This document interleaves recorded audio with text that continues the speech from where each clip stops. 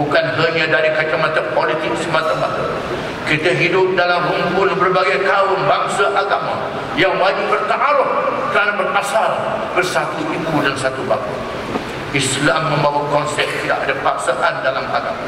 Walaupun diwajibkan berdakwah kepada seluruh manusia dan wajib berlaku adil terhadap semua, memberi hak menganut agama dan beramal dengan ajarannya oleh penganutnya, semuanya ini adalah kaedah dan fiqhnya mengikut Islam.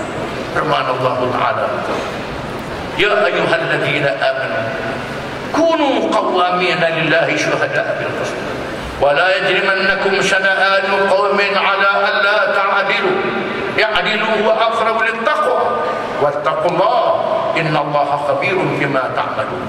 Wahai orang-orang yang beriman, jadilah kamu orang-orang yang menegakkan keadilan, yang disaksikan menjadi contoh, dan janganlah dengan sebab permusuhan kamu terhadap sesuatu kaum sehingga menyebabkan kamu tidak berlaku adil. Kamu wajib berlaku adil kerana ia lebih hampir kepada takwa.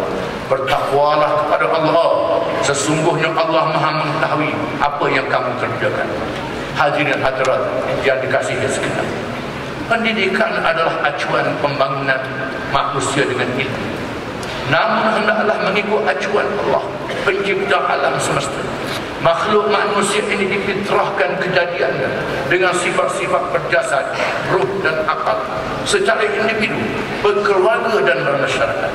Maka mereka diwajibkan beribadah kepada penciptanya, berperanan di alam bumi bagi memakmurkannya, khilafah, dan wajib menunaikan amanah, menegakkan syariat adil, membawa rahmat dengan beriman dan akhlak.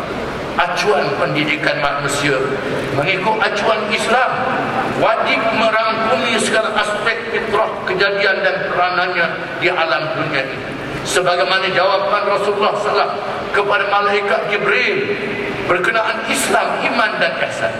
Ini adalah acuan Allah supaya pendidikan manusia itu merangkumi akidah iman, syariat, Islam dan akhlak ihsan, yaitulah membangun jasad, ruh dan akal.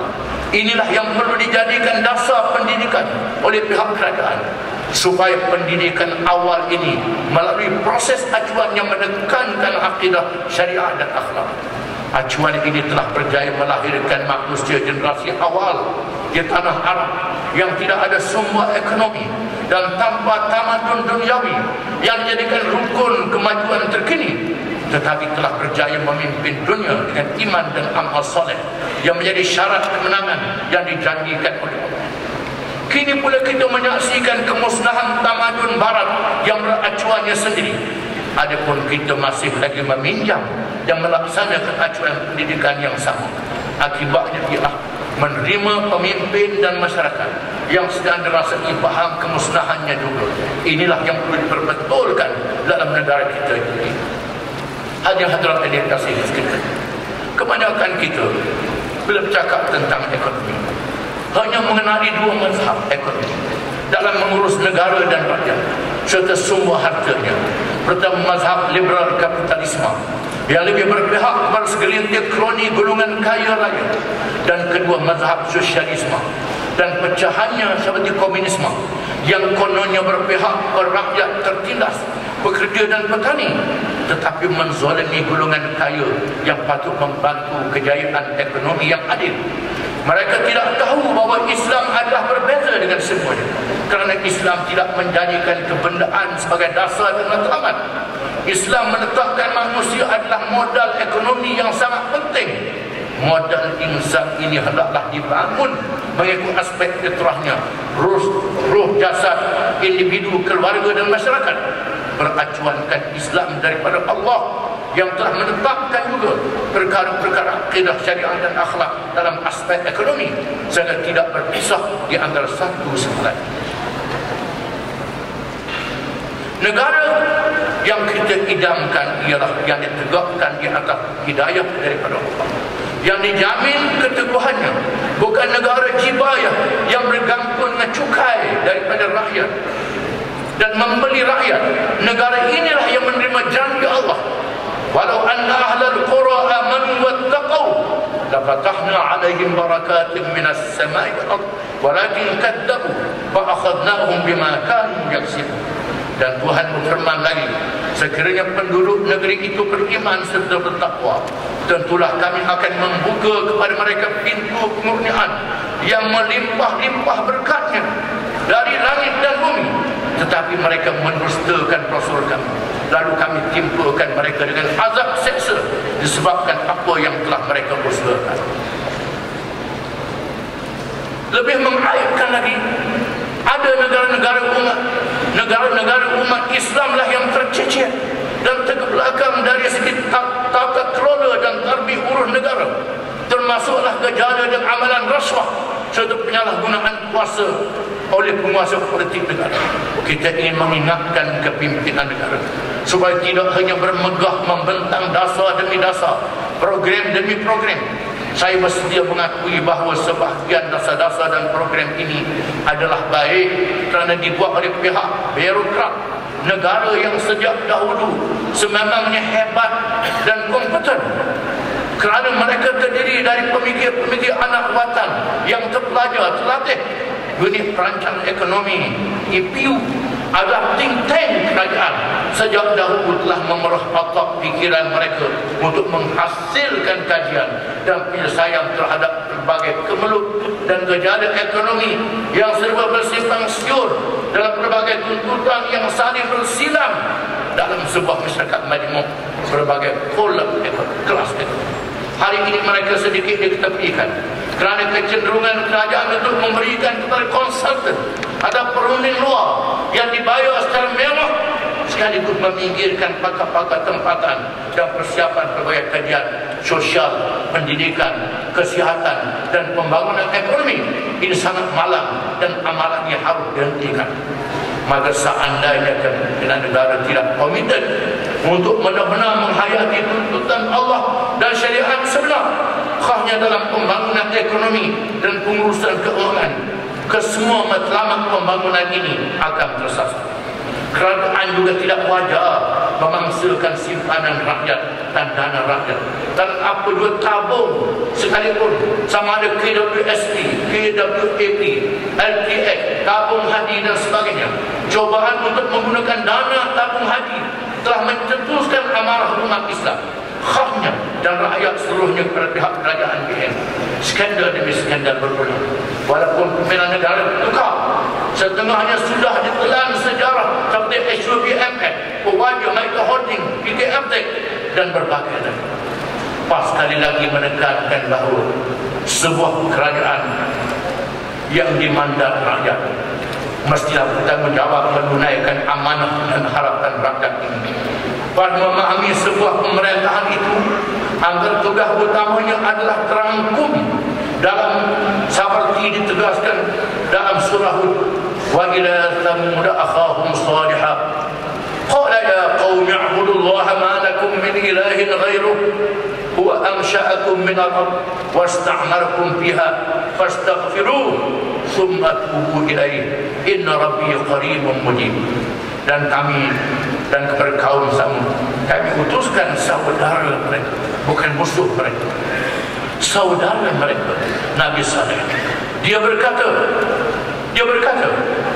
wahai kaumku, sembahlah kamu akan Allah, sebenarnya tiada Tuhan bagi kamu selain daripadanya. Dialah yang menjadikan kamu dari bahan-bahan bumi serta menghendaki kamu memakmurkannya. Oleh itu mintalah ampun kepada Allah dari perbuatan syirik, kemudian kembalilah kepadanya dengan taat dan tauhid. Sesungguhnya Tuhanku sentiasa dekat lagi sentiasa memperkenankan permohonan hamba-Nya. Hadirin tidak hormati sekalian, pelaksanaan syariat, usaha mendaulatkan syariat ini terus diperjuangkan sejak awal oleh Rasul. Bacalah kembali apa yang pernah disebut oleh pimpinan parti yang telah meninggalkan. Profesor Zulkifli Muhammad mengungkapkan pada tahun 1956, kita PAS adalah umat Islam. Dengan sebab itu kita ingin melihat hukum-hukum Allah dapat dilaksanakan di bumi Allah itu. Negara Dr. Bahanuddin Al-Zilmi menyebut dalam ucapan dasar yang Tuan Agung PAS pada 24 Ogos 1957, kemerdekaan bangsa dan nusa sepenuhnya belum lagi berarti tercapainya cita-cita PAS, dan belumlah dihitung telah merdeka sepenuhnya, melainkan setelah berjalan hukum-hukum Islam pada orang seseorang, masyarakat dan negara, barulah tercapai kemerdekaan yang diciptakan oleh PAS. Maka adalah tidak benar sama sekali pandangan pihak yang tidak memahami sejarah dan rasa perjuangan PAS bahawa PAS bersikap kokoh dalam mengambil langkah ke arah pelaksanaan syariat Allah Subhanahu Wa Taala. Lihat sahajalah bahawa kita sangat berangsur dalam tindakan tadarus, di mana PAS bercakap dari tahun 1950-an lagi hanya mengubah dan diluluskan enakmen pada tahun 1993, iaitu setelah berlalu 40 tahun lebih dan generasi pula telah berubah berubah ganti. Sejak tahun 1990-an, PAS dan kerajaan Kelantan mengadakan berbagai kempen, seminar, dialog, perbincangan pakar dan lain-lain tanpa melaksanakan enakmen itu sama sekali, kerana kita menyadari akan kekangan yang wujud. Kepada mereka yang tidak memahami ini, jangan dibaca sejarah PAS hanya pada tahun 90 atau tahun 1999 saja.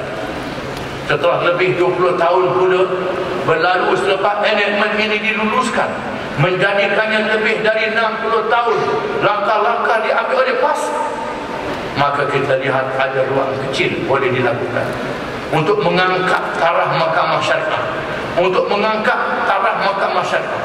Yang kini hukuman di mahkamah syariah pun adalah jauh lebih rendah daripada mahkamah magistrat rendah dalam perundangan sivil. Maka kita mengambil langkah proaktif untuk membawa pindaan Akta 355, Akta Mahkamah Syariah Bidang Kuasa Jenayah 1965. Itu pun hanya untuk kesalahan rotan, denda dan penjara sahaja, untuk meningkatkan hukuman kesalahan syariah supaya tidak tertakluk pada hanya 3 tahun penjara, denda maksimal RM5,000 dan 6 kali rotan sahaja sebagaimana pada waktu ini. Oleh itu cadangan pindaan kepada Akta 355 adalah merupakan suatu isu agama Islam dan institusi agama Islam, khususnya mahkamah syariah di seluruh Malaysia. PAS menghadapi pelaksanaan syariat Islam ini sebagai satu senjata menolak Islam sejak zaman penjajah lagi. Pelaksanaan syariat dijadikan senjata untuk menolak Islam. Namun kita menangani semua persoalan ini secara demokrasi, bermula dengan pendekatan ilmu sehingga mencetuskan kesedaran melaksanakan undang-undang syariat yang dikemukakan oleh kerajaan negeri Kelantan. Pelaksanaan syariat ini bahkan isu peningkatan taraf hukuman untuk kesalahan syariah pun adalah hak orang Islam, hak orang Islam yang wajib diperkukuhkan sesuai dengan Islam sebagai agama persekutuan. Kerajaan Kelantan pimpinan PAS wajib mengusahakan agenda ini kerana desakan umat yang sudah ingin kembali kepada Islam, kerana Islam jadi hak setiap penganutnya dan manusia yang mahu melihatnya. Masyarakat boleh dilanda wabak jenayah dan keruntuhan akhlak yang tidak terkawal oleh undang-undang ciptaan manusia. Ketepikan mereka yang degil melawan Allah walaupun tenggelam bersama tanda kebesaran. Allah pernah berfirman kepada Rasulullah SAW ketika menghadapi kumpulan yang seperti ini. Firman Allah Ta'ala, wa anihkum bainahum bima anzalallah wa la tattabi' ahwa'ahum wahdharhum an yaftinuka an ba'di ma anzalallahu ilaik fa in tawallaw fa'lam annama yuridu Allah an yusibahum bi ba'di dhunubihim wa inna katsiran minan nasi lafasiqun. Dan hendaklah kamu berhukum di kalangan mereka dengan apa yang telah diturunkan oleh Allah, dan jangan kamu mengikut hawa nafsu mereka dan berwaspada terhadap mereka daripada godaan terhadap kamu supaya meninggalkan sebahagian daripada apa yang telah diturunkan oleh Allah kepadamu. Maka sekiranya mereka berpaling, maka ketahuilah bahawa Allah hendak mengenakan ke atas mereka dengan sebab sebahagian dari dosa-dosa mereka, dan sesungguhnya ramai dari kalangan manusia itu orang-orang yang fasik. Maka PAS menolak mereka yang tidak mahu memberi jalan kepada pelaksanaan Islam, atau Islam yang tidak istiqamah di atas konsep adil terhadap semua. PAS juga menolak kalangan bercita-cita untuk membalas dendam terhadap mereka yang dianggap musuh, kerana kita diajar oleh Nabi SAW menjadi penyelamat bagi seluruh manusia. Maka inilah perbezaan kemenangan Islam dengan revolusi Barat dan Timur yang banyak mengorbankan nyawa, mencabul maruah harta kerana membalas dendam. Kita hendaklah membezakan PAS dengan kalangan yang mahu melaksanakan Islam tanpa pekahnya, menyebabkan wajah Islam dirosakkan kerana tidak mengikut tasawurnya dengan istiqamah. Jangan siapa yang menyekat perjuangan kita atau memesongkan perjalanan kita secara berterangan atau menipu hela dengan cara mengikat PAS supaya tidak bergerak ke hadapan dan membawa agenda Islam. Hadirin majlis sekalian, organisasi dalam PAS mestilah bergerak seiring untuk diperkukuhkan dengan diberi suntikan baharu dalam merancang dan melaksanakan gerak kerja, penyelarasan bersama untuk merangka gerak kerja antara lajnah-lajnah di peringkat pusat dan negeri perlu dilakukan agar kita dapat memaksimalkan guna tenaga ahli parti. Penumpuan khusus menerokai negeri Sabah dan Sarawak secara intensif akan dilakukan nanti, terutamanya dalam aspek dakwah, diikuti tarbiyah memperkukuhkan kefahaman ahli dan persediaan berdepan dengan politik nelayan di Sarawak dalam tempoh 2 tahun akan datang. Hadirin yang majlis sekalian, sehubungan dengan itu juga, gerak kerja dakwah yang menjadi tugas yang penting di era kepimpinan ulama ini perlulah dipertingkatkan, terutama di luar bandar, kawasan orang asal, kawasan kepadatan penduduk tinggi di pinggir perbandaran, dan di kalangan generasi muda.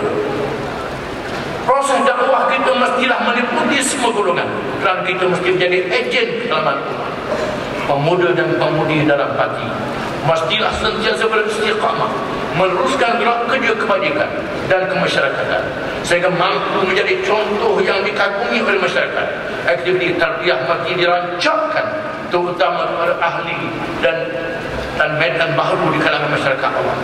Program khusus menjelaskan tentang dasar hati dan pengisian fikrah perjuangan PAS mesti dilaksanakan dengan segera kepada semua ahli baru tadi.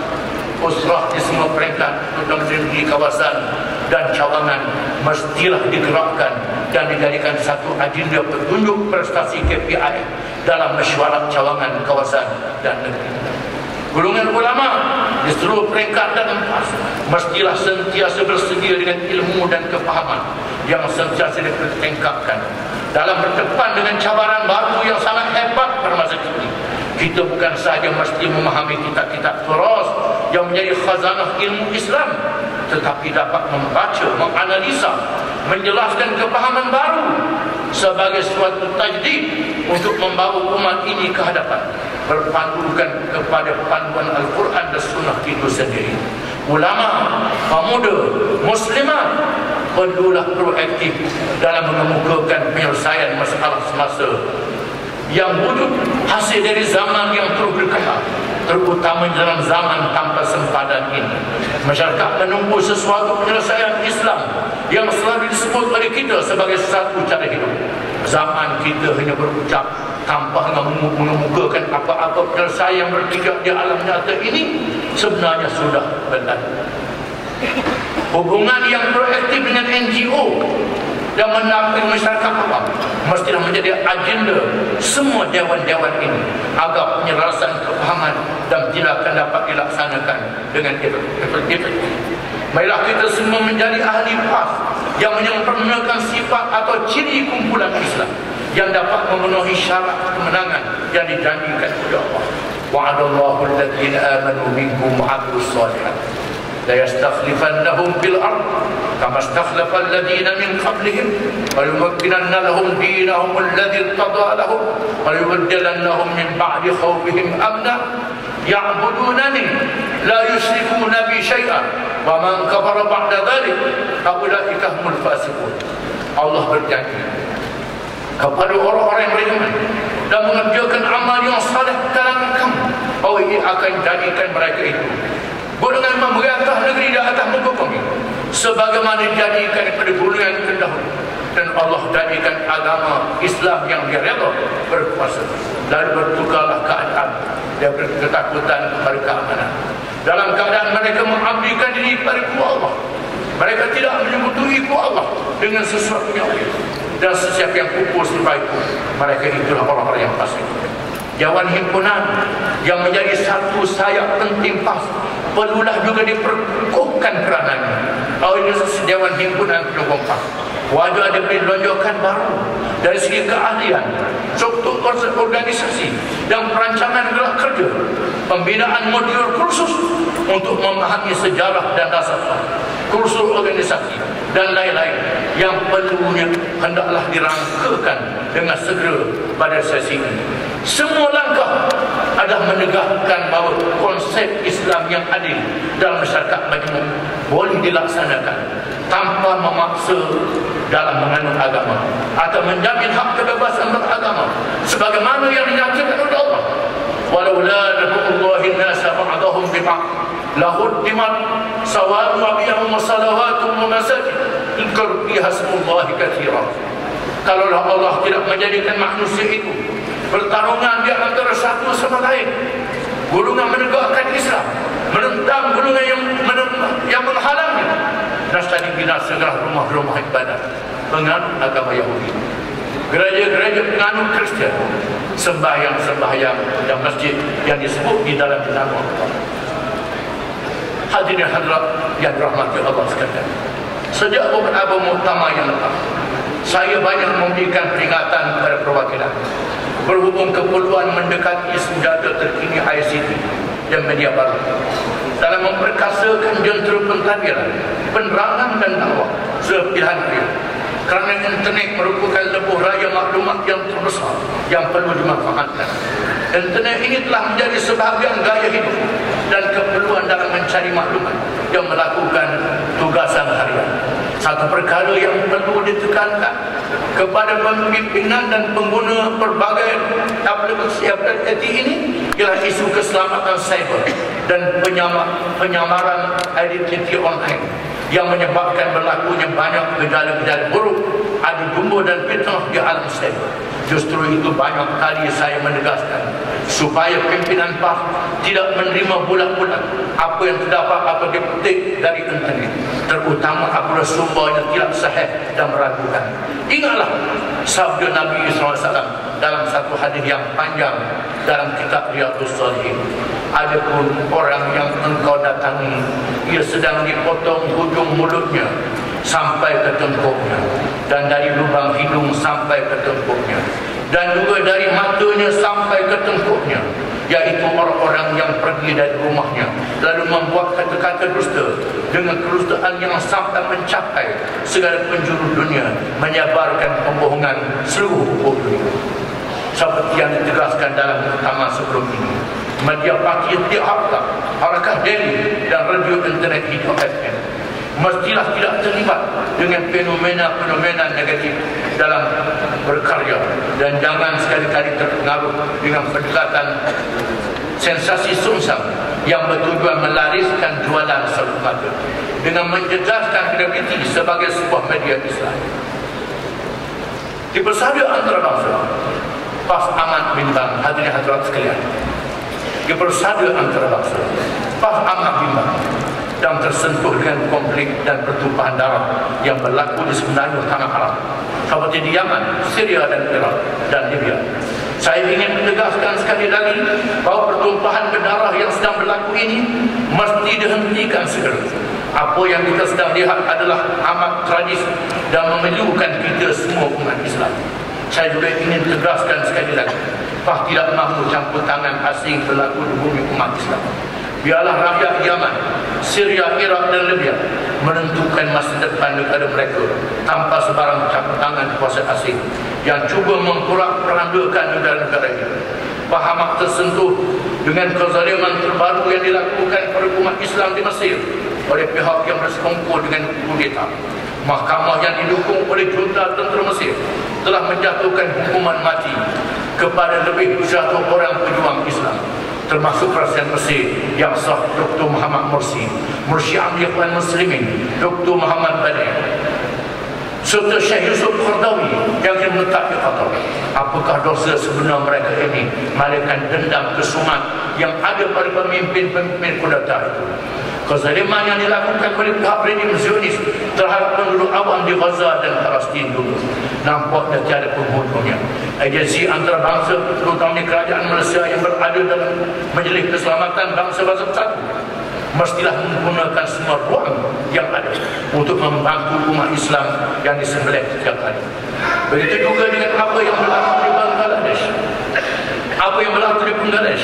Rejim Syekh Hasina yang zalim telah menjalankan hukuman mati ke atas beberapa pemimpin gerakan Islam Jamaat Islami Bangladesh, termasuk Abdul Qadir Mullah dan penolong Seusaha Agung Jamaat Islami Muhammad Kamal Zaman. Sementara Amir Jamaat Islami Bangladesh Maulana Mutiur Rahman Nizami dan menunggu saat hukuman ditali gantung ke atas beliau. Di Myanmar menentang sekerahnya penafian berterusan terhadap hak asasi manusia kaum minoriti di Myanmar yang berasaskan kebencian terhadap agama. Penafian ini tidak memberi petanda yang baik untuk penyatuan Myanmar maupun kestabilan komuniti Asia. Penduduk minoriti Rohingya telah dihalau dari bumi mereka sendiri dengan dibakar perkampungan mereka. Sekolah-sekolah serta masjid-masjid yang mengakibatkan beribu-ribu umat Islam Rohingya kini menjadi pelarian. PAH ingin membuat seruan terbuka kepada kerajaan Malaysia selaku rakan Asia dengan Myanmar agar melihat isu ini secara tegas dan matang dengan menyatakan secara tegas terhadap kerajaan Myanmar bantuan kemanusiaan ribuan pelarian Rohingya yang sedang terumbang-ambing di tengah-tengah laut harus dilaksanakan secepatnya tanpa bertanggung. Hadirin majlis sekalian, bertitik tolak di atas tema beristiqamah hingga kebenaran. Akhirnya marilah sama-sama kita pada hari ini memahaminya dan menggerakkan jamaah ini untuk menghadapi apa juga cabaran yang sedang menunggu di hadapan dengan penuh yakin kepada dasar dan prinsip perjuangan ini dan mengambil tindakan-tindakan berikut. Yang pertama, marilah sama-sama pada hari ini kita menyatakan kesetiaan kita kepada perjuangan Islam dengan penuh istiqamah berdasarkan kepada panduan Al-Quran dan As-Sunnah yang ditinggalkan oleh Rasulullah SAW dengan penuh keikhlasan kepada Allah Subhanahu Wa Taala. Yang kedua, marilah kita memahami maksud kemenangan yang dinyatakan oleh Allah Subhanahu Wa Taala. Kemenangan yang mahu dicapai adalah sebahagian dari usaha mendapatkan redha Allah Subhanahu Wa Taala. Kita berjuang siang dan malam adalah kerana mencari keredaan Allah. Justru itu marilah kita pastikan diri kita semua dan jamaah yang menjadi platform perjuangan memenuhi syarat kemenangan yang telah digariskan oleh Islam dengan makna kemenangan yang sebenarnya. Yang ketiga, marilah kita sama-sama memantapkan tarbiyah dan kepimpinan dengan setiap dari kita bersungguh-sungguh melibatkan diri dalam program tarbiyah yang dijalankan oleh jemaah. Tarbiyah inilah yang akan menyediakan diri kita untuk lebih faham dan yakin terhadap fikrah perjuangan ini yang sempadannya bukan saja di dunia tetapi hingga ke akhirat.